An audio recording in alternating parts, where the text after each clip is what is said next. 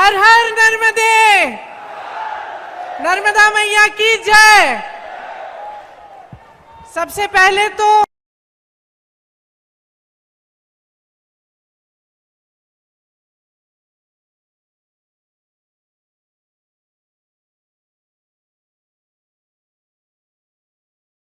अपनी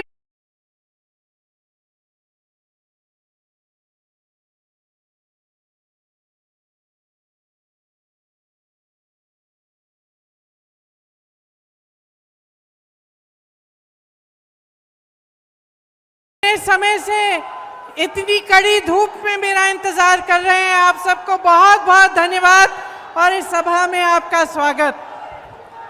श्री जेपी अग्रवाल जी, श्री कमलनाथ जी, श्री दिग्विजय सिंह जी, श्री गोविंद सिंह जी, श्री विवेक तनखा जी, श्री राजमणि पटेल जी, श्री सुरेश पचौरी जी, श्री कांतिलाल भूरिया जी, श्री अरुण यादव जी, श्री अजय सिंह जी, श्री सत्यनारायण पटेल जी, नीलांशु चतुर्वेदी जी, संजय कपूर जी, जीतू पटवारी जी, जयवर्धन सिंह जी, यूथ कांग्रेस, महिला कांग्रेस, एनएसयूआई और सारे कांग्रेस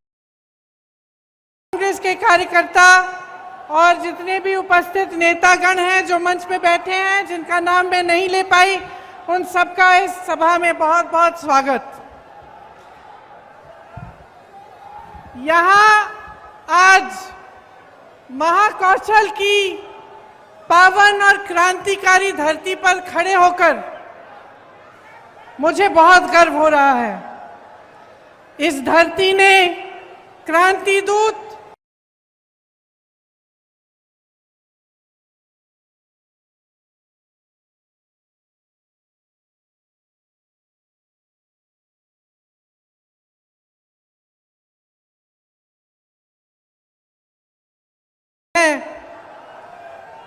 तो हम सब उनका आशीर्वाद मांगते हैं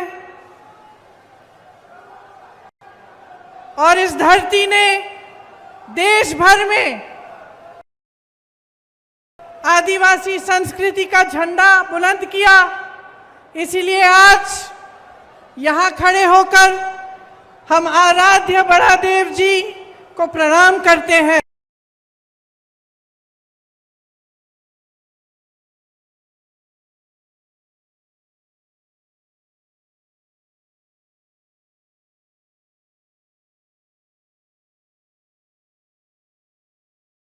और उनका भी आशीर्वाद मांगते हैं। देखिए, मध्य प्रदेश सिर्फ भारत का केंद्र नहीं है, भारत का दिल है, भारत की जान है। ये जो संस्कार धानी धरती है आपकी कहलाती जाती है, इसने साहित्य, संस्कृति और हमारी सभ्यता, हमारे संस्कार इसने हमारे देश को दिए हैं। इन्हीं संस्कारों के आधार पर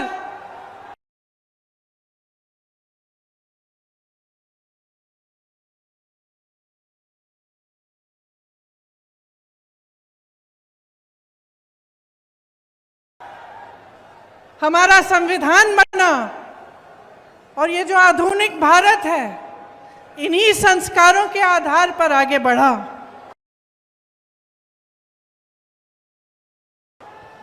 आज जब मैं नर्मदा पूजन करने गई तो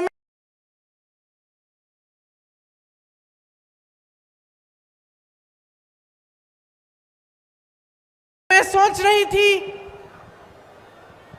कि यहाँ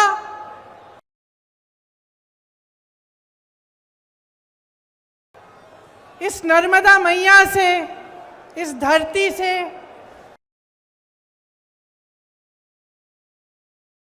सदियों से, शायद हजारों सालों से करोड़ों लोगों की आस्था जुड़ी हुई है। और क्या है ये आस्था जो हम सबको यहाँ लाती है? हम सब नर्मदा पूजन करते हैं, हमारे दिलों में वही भावना होती है जो भावना सदियों पहले उन लोगों में होती, उनके दिलों में होती होगी जो यहीं पर आके नर्मदा पूजन करते थे। मैं सोच रही थी कि ये जो आस्था होती है धर्म में, इस तरह की आस्था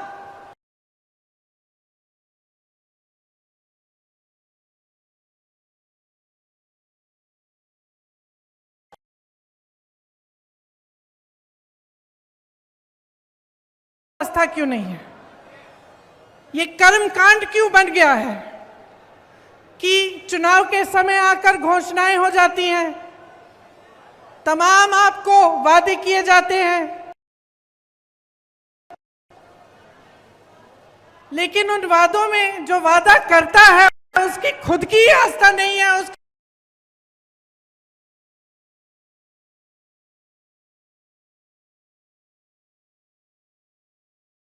खुद का विश्वास नहीं होता, करके चले जाता है।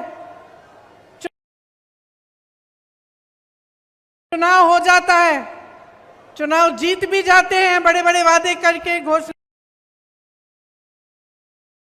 करके, लेकिन उसके बाद उनको पूरा करने की कोई कोशिश नहीं होती। तो आज यहां खड़े होकर इस संस्कारधानी धरती पर खड़े होकर मैं आपको याद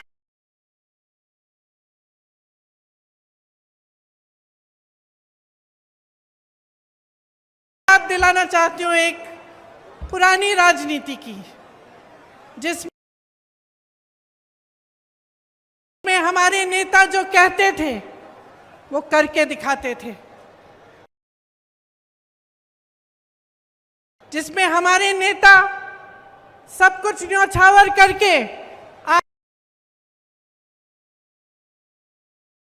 आपके लिए दिन रात एक करते थे। आपकी सेवा सर्वोपरि होती थी उनके दिल में, उनके दिमाग में। और मैं कहना चाहती हूं कि जो आपके साथ पिछले 18 सालों से हो रहा है वो गलत हो रहा है, क्योंकि आपका इस्तेमाल हो रहा है, शोषण हो रहा है। आपके सामने आकर तरह तरह के वादे, तरह तरह की घोषणाएं होती हैं और उनको पूरा नहीं किया जाता। धन बल को लेकर, धनादेश के बल पर जनादेश को कुचला जाता है। आपको याद है यहां पिछले चुनाव में हमारी सरकार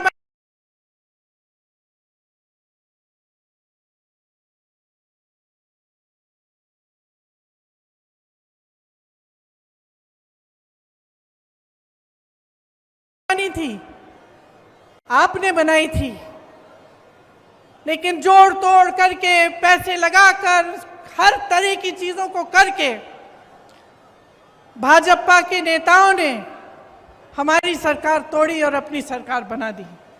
चलिए, भाजपा की सरकार बन गई, कुछ अच्छा करके दिखाते तो कम से कम कुछ फायदा होता आपका।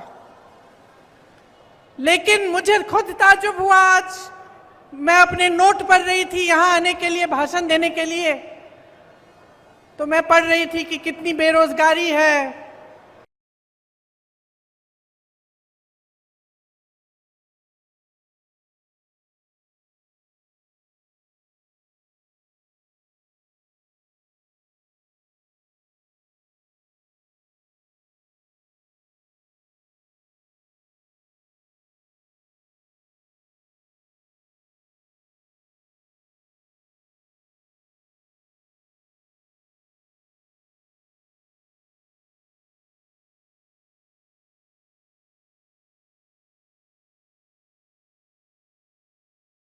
घोटाला, व्यापम घोटाला, शिक्षक पात्रा भर्ती घोटाला, पुलिस भर्ती का घोटाला, खनन घोटाला, कोरोना घोटाला, बिजली विभाग का घोटाला, ई टेंडर का घोटाला, टीवी सेट वितरण का घोटाला, कितने सारे घोटाले हैं, इतनी लंबी लिस्ट है घोटालों की।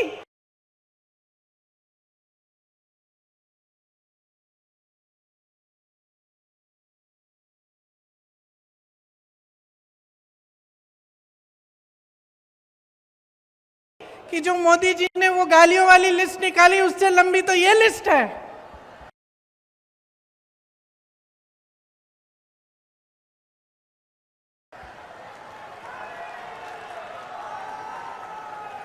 इन्होंने नर्मदा मैया को नहीं छोड़ा, खनन करा रहे हैं वहां। महाकाल के कॉरिडोर को नहीं छोड़ा। एक पुजारी जी है महाकाल के, मेरा उनसे संपर्क है, उन्होंने मुझे वीडियो भेजा कि हवा तेज हवा चल रही है और जितनी इमारतें इन्होंने बनाई है सारी गिर रही हैं, क्योंकि उसमें भी घोटाला किया, उसमें भी किसी ने पैसे खाए हैं। तो कहां रुकेंगे ये लोग? और जो आपकी संस्कृति है, जो यहाँ के संस्कार हैं, उनका आप याद कब दिलाएंगे नेताओं को? ये मैं आपसे पूछना चाहती हूँ। 220 महीनों के शासन में 225 घोटाले किए हैं इन्होंने। तकरीबन हर महीने एक नया घोटाला कर रहे हैं।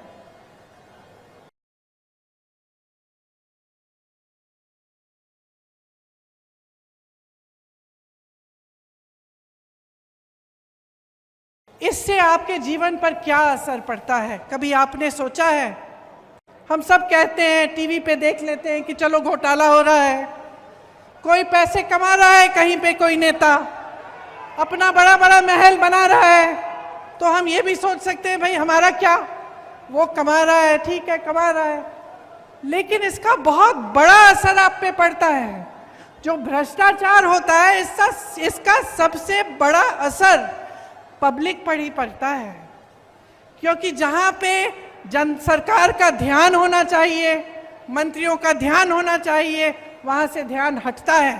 सिर्फ जब लूट और सत्ता में ध्यान रहता है तो पब्लिक का ध्यान नहीं रहता। जहां विकास के कार्य करने पड़ते हैं, पैसे उनमें डलने चाहिए, पूंजी उसमें डलनी चाहिए, वो नहीं डलती। जब अपने लिए पैसे लूटने में पड़ जाते हैं नेता, तो पब्लिक पीछे छूट जाती है, आपकी जरूरतें पीछे छूट जाती हैं, और जो कार्य होने चाहिए आपके लिए वो नहीं होते।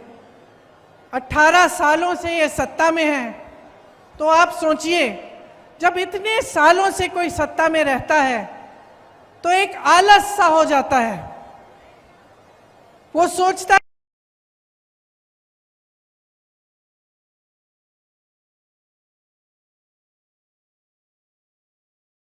है कि वो कभी सत्ता छोड़ने वाला नहीं है, कि वो निकलेगा नहीं सत्ता से। और ये इनके व्यवहार में स्पष्ट दिखने लगा है। जैसे कुछ दिनों पहले यहाँ आकर उन्होंने एक महिलाओं के लिए एक अनाउंसमेंट की, तो इसलिए की क्योंकि 6 महीने में चुनाव आ रहा है। भाई तुम्हारी 5 साल से सरकार थी, 3 साल से तुम चले आ रहे हो, सरकार चला रहे हो, तो तुमने ये घोषणा पहले क्यों नहीं की? इस समय करने की क्या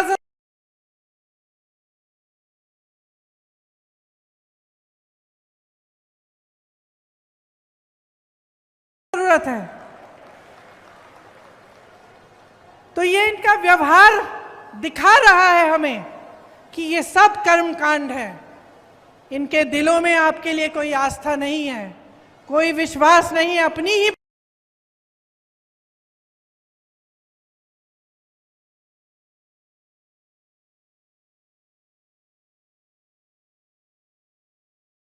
बातों पर यहां आकर घोषणाएं करते हैं, उन्हें पूरा नहीं करते। बड़ी बड़ी बातें होती हैं, डबल इंजन, ट्रिपल इंजन,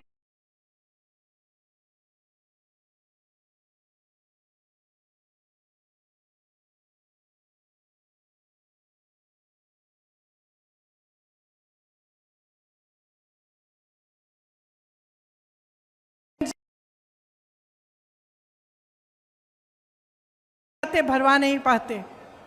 आप सब्जी खरीदने के लिए दुकान जाती हैं तो आधी चीजें आप बगैर खरीदे ही वापस आ जाती हैं।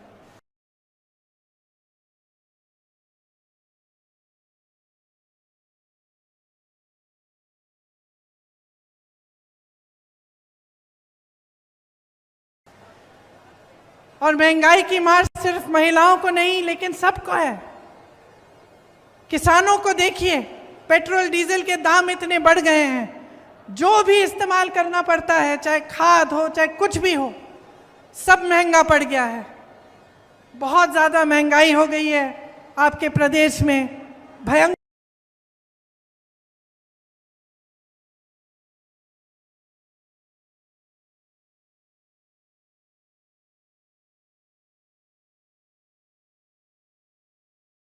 बेरोजगारी है।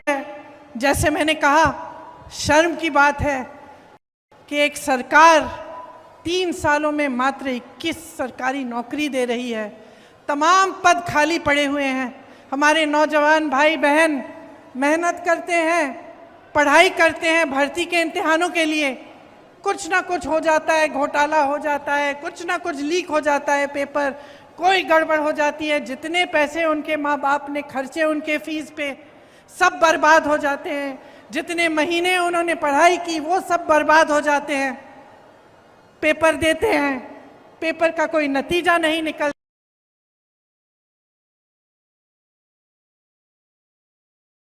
कोई नौकरी नहीं मिलती, पद खाली पड़े हैं, नौजवान खाली पड़े हैं।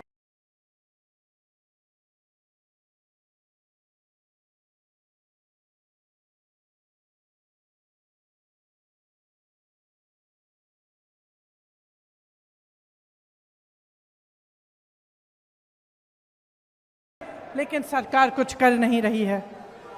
आदिवासियों की दुर्दशा हो गई है आपके प्रदेश में। आपको याद होगा कि इंदिरा जी कितना काम करती थी आदिवासियों के लिए, पिछड़े वर्गों के लिए, और आज आपकी दुर्दशा है। अत्याचार बढ़ रहे हैं, चाहे बुजुर्गों पे, चाहे बच्चों पे, चाहे आदिवासियों पे, चाहे दलितों पे। तो तमाम जो जितने भी आंकड़े हैं, जो सब कुछ दिखा रहा है आपको, जो आप अपने अनुभव से आप देख रहे हैं अपने जीवन में, वो कुछ कह रहा है। और मीडिया, इश्तिहार, बड़े बड़े पोस्टर, बड़ी बड़ी होर्डिंग कुछ और कह रहे हैं। मुझे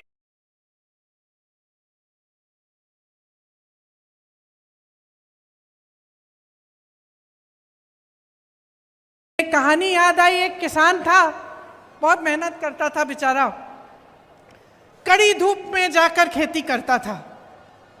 लेकिन उसकी एक आदत थी, सुबह निकलने से पहले छोटा सा पुराना टीवी था उसका, टीवी में वो खबर देख लेता था।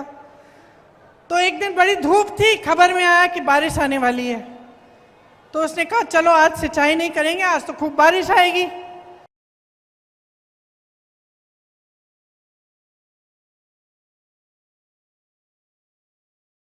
निकला काम के लिए, पूरे दिन धूप रही, बारिश नहीं आई। उसने सोचा चलो खबर गलत होगी, कल सिंचाई कर लेंगे। घर आ गया, अगले दिन फिर निकला, फिर खबर देख ली, फिर खबर में आया कि बारिश आने वाली है। फिर उसने सिंचाई नहीं की। ऐसे 5, 6, 7 दिन गुजर गए और वो इसी इंतजार में रहा कि भाई आज बारिश आएगी। बारिश नहीं आई, खेती एकदम सूख गई। घर आके रोने लगा। तो फिर रोने लगा, अपने गुरुजी के पास गया कि भाई मैं तो इंतजार कर रहा था, मेरा सारा खेत सूख गया, मैं क्या करूं। तो उसके गुरुजी ने उसको कहा, अरे मूर्ख, तुमने अपने अनुभव से नहीं देखा क्या हो रहा था? तुम्हारे सामने तुम्हारा खेत सूख रहा है और तुम इंतजार कर रहे हो कि बारिश आएगा क्योंकि खबर ने कह दिया। तो यही तो हो रहा है आज देश में, प्रदेश में। महंगाई बढ़ गई, बेरोजगारी बढ़ गई, अत्याचार बढ़ रहे हैं, आपस में फूट बढ़ रहा है, और आपको बताया जा रहा है कि कोई सुनहरा दौर चल रहा है। आप गैस का सिलेंडर खरीद नहीं सकते, आपके बच्चों को नौकरी नहीं मिल रही है।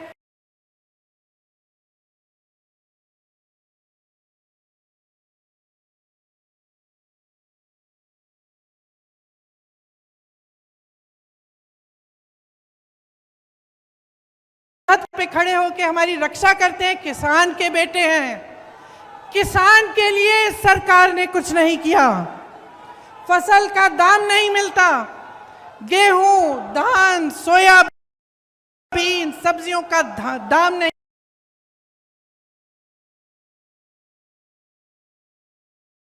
मिलता। 4,000 करोड़ का घोटाला तो इन्होंने अपने ओलावृष्टि के फसलों में, जब फसल बर्बाद हुई थी तो जो आपको मुआवजा मिलना था उसमें इन्होंने 4,000 करोड़ का घोटाला कर डाला। किसान को मुआवजा नहीं मिला, इन्होंने फर्जी मुआवजे बांट दिए।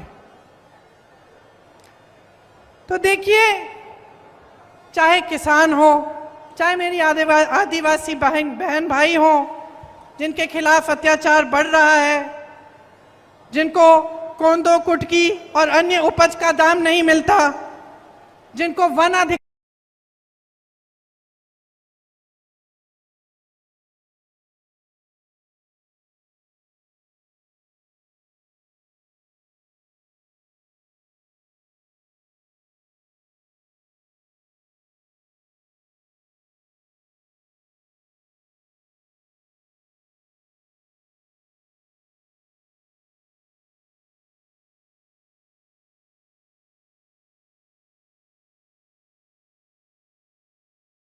नहीं मिलता, चाहे मेरी बहनें हो, चाहे प्रदेश के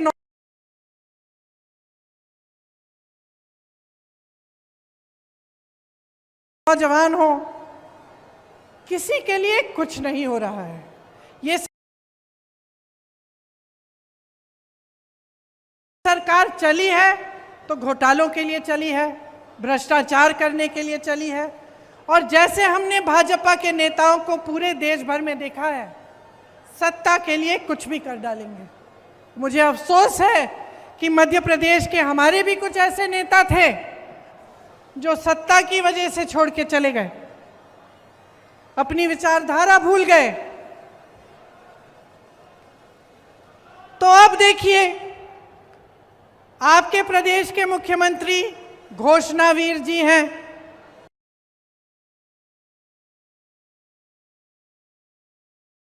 18 सालों में इन्होंने 22,000 घोषणाएं की। अगर 22,000 नौकरियां ही दिलवा देते तो कुछ फायदा होता है इनका, लेकिन इन्होंने कुछ नहीं किया। जितनी घोषणाएं की उनमें से 1% शायद पूरी होंगी। तो सच्चाई आपके सामने है। ये जबलपुर शहर है, आप सब जानते हैं। देश प्रदेश चलाने के लिए देखिए, एक विजन चाहिए होता है, एक नजरिया होना चाहिए, एक इच्छा होनी चाहिए निर्माण करवाने की। इस शहर में जितने काम कराए गए थे, जो कांग्रेस की सरकारों ने कराए, वो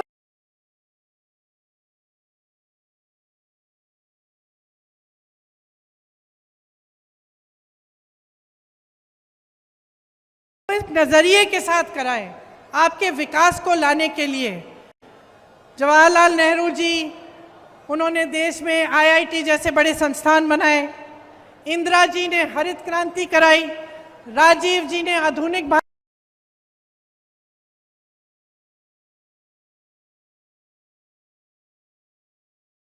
भारत के लिए काम किया। मनमोहन सिंह जी ने बहुत काम किया भारत को आगे बढ़ाने के लिए। एक नजरिया था।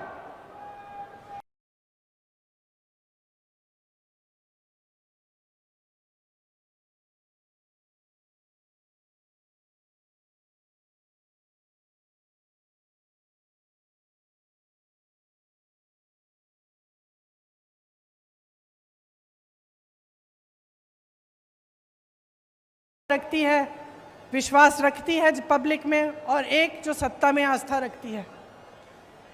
तो जो सत्ता में आस्था रखते हैं वो कभी आपकी सुनवाई नहीं करेंगे। कांग्रेस पार्टी आपकी सुनवाई करती है। जहां जहां हमारी सरकारें हैं, आप खुद देखिए और खुद आकलन करिए कि जो कहा है वो किया है कि नहीं। अभी अभी कर्नाटका में सरकार बनी है, 5 गारंटी दिए थे, 5 के 5 गारंटी कैबिनेट में पास हुए हैं। राजस्थान में पुराना पेंशन लागू है। तमाम ऐसी स्कीमें हैं जिनका वादा चुनाव में किया था, आज लागू हो रही हैं। यहाँ बगल में छत्तीसगढ़ है। छत्तीसगढ़ में सबसे ज्यादा किसानों को धान का दाम मिल रहा है पूरे देश भर में। छत्तीसगढ़ में भी पुरानी पेंशन लागू है। आप हिमाचल को देखिए, जो वादे किए वो पूरे करने जा रहे हैं। इसीलिए मैं आग्रह करती हूं कि आप जागरूक बनिए और जो सच्चाई है उसको पहचानिए। आपके सामने जो हो रहा है, आप जीवन में जो संघर्ष कर रहे हैं, वो संघर्ष बढ़ रहा है, इसको समझिए। और ये देखिए कि कांग्रेस पार्टी के नेता, कांग्रेस पार्टी की सरकारें अपने प्रदेशों में क्या कर रही हैं, और आपको खुद समझ में आ जाएगा कि जब कांग्रेस की सरकार मध्य प्रदेश में आई थी, जिससे पहले कि भाजपा ने उसको गिराकर ये सरकार बनाई, तब उन्हीं 1.5 सालों में कितना काम किया गया। 27 लाख किसानों का 11,600 करोड़ कर्ज माफ किया उन 1.5 सालों में। सामाजिक सुरक्षा पेंशन को 300 रुपए से 600 रुपए तक बढ़ाया गया था। 1 करोड़ परिवारों को 100 रुपए में 100 यूनिट बिजली योजना का फायदा हुआ था। 1000 गौशालाओं का निर्माण हुआ था। आदिवासियों के लिए 12,000 बर्तन बैंक बनाए गए थे। ये सब काम 1.5 साल में कांग्रेस की सरकार ने किया, और आज भी ऐसे ही काम कांग्रेस की सरकारें जहां जहां उनकी सरकार है वहां पे कर रही हैं। तो बहनों और भाइयों, हम आपके सामने कुछ ऐसे गारंटी लाए हैं जिनके बारे में अब आपको मैं बताऊंगी, जो हम 100% लागू करेंगे। ये मेरा वादा है आपको। यही वादा मैंने कर्नाटका में किया, यही वादा कर्नाटका के नेताओं ने किया, राहुल गांधी जी ने किया, और कर्नाटका की सरकार बनते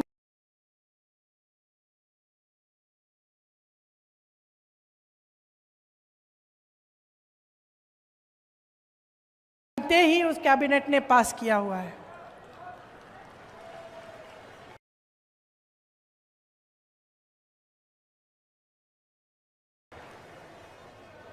हर महीने महिलाओं को 1500 रुपए प्रति माह दिलवाया जाएगा। गैस का सिलेंडर 1000 रुपए का नहीं, 500 रुपए का आपको मिलेगा। आपके लिए 100 यूनिट बिजली माफ होंगे, सबके लिए। 200 यूनिट बिजली बिल की हाफ होगी।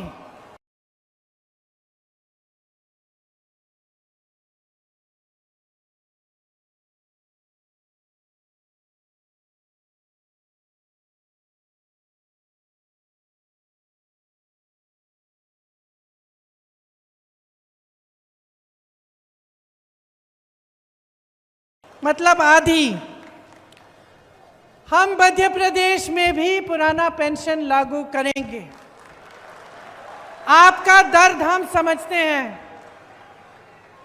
कर्मचारियों का दर्द हम समझते हैं। आप देखिए इन्होंने क्या नहीं किया।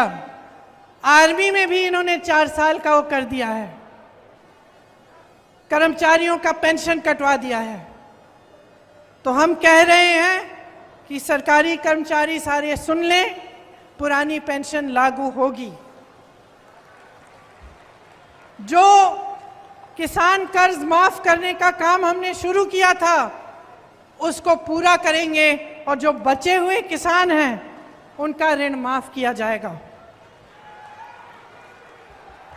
ये हमारी गारंटी है। और देखिए, दिल से मैं कह रही हूं कि बहुत साल हो गए, केंद्र में 9 साल हो रहे हैं, आपके प्रदेश में 18 साल हो रहे हैं। ये राजनीति बहुत आगे बढ़ चुकी है जो आपको नकार रही है। आपकी जरूरतों को नकार रही है। हर बार आपके जज्बातों को उभारा जाता है, इधर उधर की बातें की जाती हैं। कमलनाथ जी ने कहा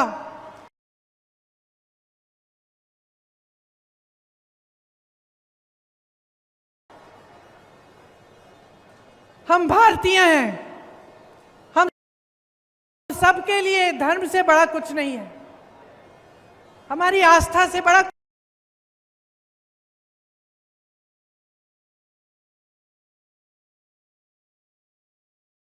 कुछ नहीं है। चाहे हम किसी भी धर्म के हो, हम उसे दिल में मानते हैं, वो हमारे लिए सर्वोपरि है। लेकिन उसका मतलब ये नहीं है कि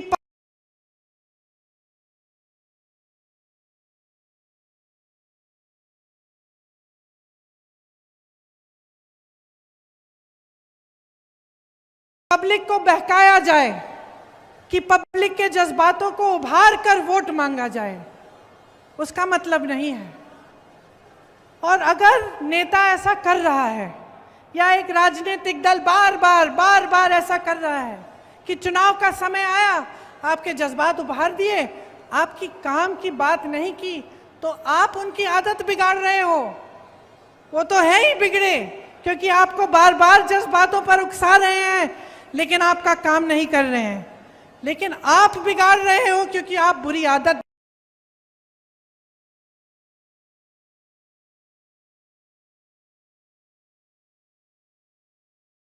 डलवा रहे हो।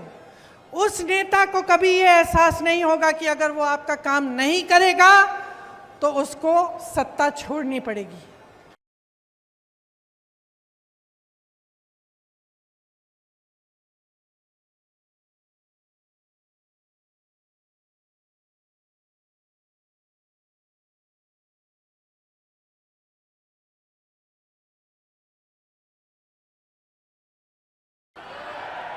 अपने नेताओं को जवाबदेह बनाना है कि नहीं? बनाना है ना? तो मन बना लीजिए, मन बना लीजिए। 6 महीनों में चुनाव है, 6 महीने हैं सोचने के लिए, समझने के लिए, और जो आपने 18 सालों में देखा है उसका आकलन करने के लिए 6 महीने हैं ये समझने के लिए, देखने के लिए कि कांग्रेस की सरकारें क्या कर रही हैं अपने प्रदेशों में। जागरूक बनकर देखिए, समझिए, सुनिए और अपना वोट अपने पक्ष में डालिए। एक ऐसी राजनीति को बनाइए अपने देश में, अपने प्रदेश में, जो आपके प्रति जवाबदेह बने।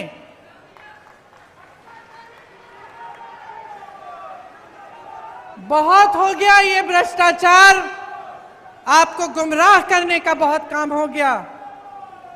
आप नेताओं को मजबूर करिए कि जब इस मंच पे खड़े होते हैं तो आपके सामने सच बोले, नहीं तो आप उनको सत्ता से निकाल देंगे। यही आग्रह है मेरा आपसे।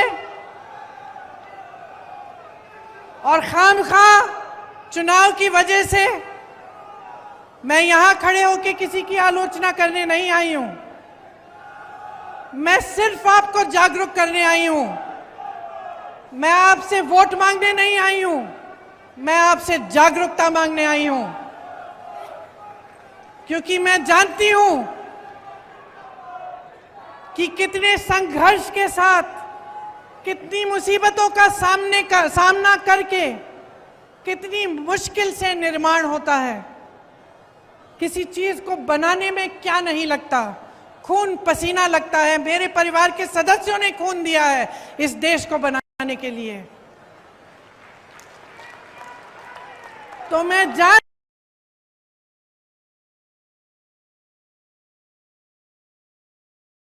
हूं कि निर्माण में कितना संघर्ष है, और मैं जानती हूं कि सत्ता को भोगना कितना आसान है। मुझे दिखता है कि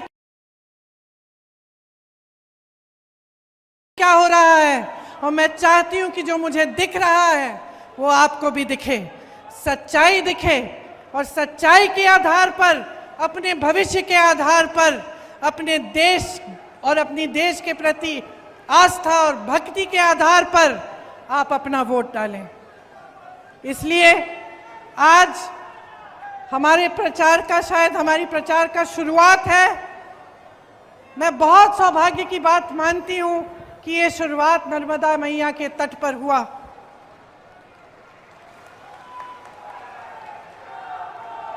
क्योंकि हम सब जो यहाँ पे बैठे हैं इस मंच पर, नर्मदा मैया के तट से आए हैं। हम झूठ नहीं बोलेंगे आपके सामने।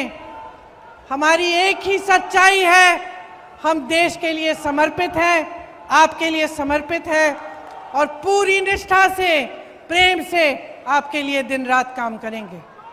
आप सबको बहुत बहुत धन्यवाद कि आपने मेरी कुछ लंबी बातों को इतने ध्यान से सुना।